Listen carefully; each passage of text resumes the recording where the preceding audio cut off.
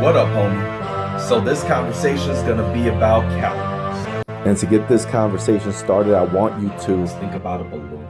We have this idea that the more calories we eat, the fatter we become. So less calories equals skinny and dream bodies.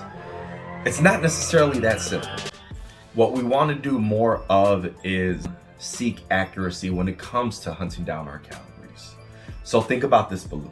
Your maintenance calories is enough calories to keep your body the same. If we're looking at a balloon that's just hovering and we want this balloon to always hover at this height, we fuel it with just enough air and we keep that air consistent so it hovers. If we want that balloon to fly a little bit, we feed it more calories. More calories or caloric surpluses isn't always a matter of getting fat. Sometimes it's just a matter of allowing you to live up to your potential when you try something new or embark on new tasks. But there is the reality that if you fill this balloon up way too much, it's gonna pop. When the balloon pops, that's when obesity sets in. We have this balloon hovering. Your maintenance calories keep it hovering. Now, if you just stop eating forevermore, what's gonna happen to that balloon? Well, naturally that air goes away, the balloon shrinks and falls to the ground, and it gets really sad and dies. So it's the same thing with calories. It's the same thing when you eat. If you just stop eating altogether and go into starvation mode, this body of yours that we're calling the balloon is gonna die. So we wanna keep feeding it, but now the question becomes how much? So people will go online, they'll look up their maintenance calories, and then they'll start doing crazy shit to bring their caloric intake down, and there's no real control or accuracy in that method. a lot of people follow this arbitrary 16,000 calorie diet, and the reality is not all balloons are built the same. 16,000 calories is starvation mode for me. So we don't want to target arbitrary numbers. We want to find out what our maintenance calories are and safely taper it down if our goal is weight loss.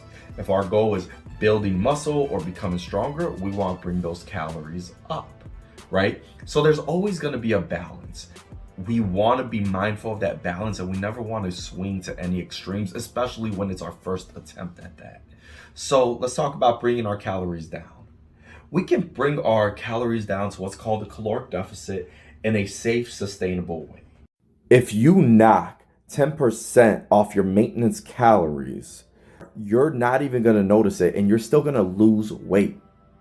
This is a sustainable caloric deficit, and over time it will equal something great. The thing for you to know, there's 3,500 calories in a pound of fat.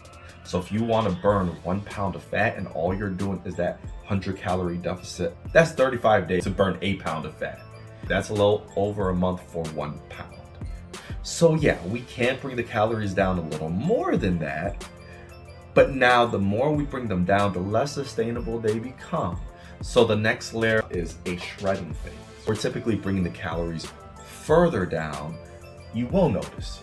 You may feel more fatigued. You won't have as much energy for your actual workouts. You will be hungrier. Not always, but in a lot of cases, you will be hungrier. But we're still keeping it in a safe place where it's not going to impact your health in any negative way.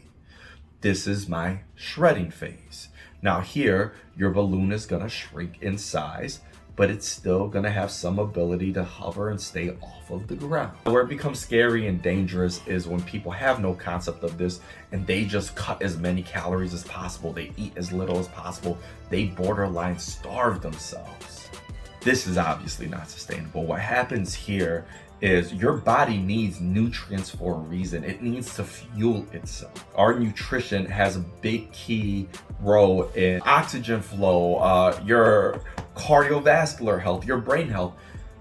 If you're bringing the calories so far down, there's gonna be no way you can keep up with all the needs of your body. So it's gonna start causing impact somewhere, and that somewhere depends on what you eat. For a lot of people, they're gonna experience brain fog. They're gonna experience energy dips. They're gonna experience irritability. When you're in this mode of starving yourself, you're a dementor. We don't want to take you that far down. So whenever we approach your nutrition, think about your calories. This is the first and easy place to start.